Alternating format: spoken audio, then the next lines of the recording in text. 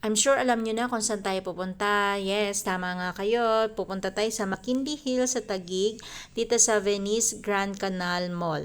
So, dito kami nakapag-decide na dalhin yung friend ni Daddy Roy kasi galing siya ng Legazpi at tinanong namin siya kung nakapunta na siya dito. So, sabi niya, hindi pa daw. Although nakapunta na siya ng Manila ilang beses na pero hindi niya pa napupuntahan tong Grand Venice. So, ayan nga, buti na lang kagandahan pagpunta natin dito ay hindi traffic. So agad-agad nilibot na natin siya tapos nakita niya itong bangka.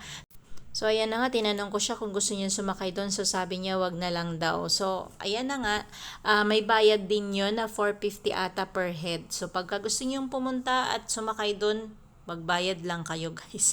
So ayan na, pumunta kami sa may gitnang part, yung open air, maraming tiyanggi dyan. Napagod na kami kakalakad, so nag-decide na kaming umakyat sa may second floor at hinanap namin yung kainan na Buddies, yung restaurant na Buddies. So maganda yung ambience nito, ang kulay niya, parang marami siyang banderitas, basta't makulay siya. So umorder kami ng pansit, na okay din naman siya yung lasa, yung bulalo na hindi ko masyadong na-enjoy. Umorder kami ng spare ribs na nasarapan ako dyan. Umorder din ng sisig at ng gambas na nasarapan ako. So, ayan lang yung in-order namin. Gumastos kami ng 1.6 sa aming tatlo. So, okay lang, di ba? Masarap naman yung pagkain.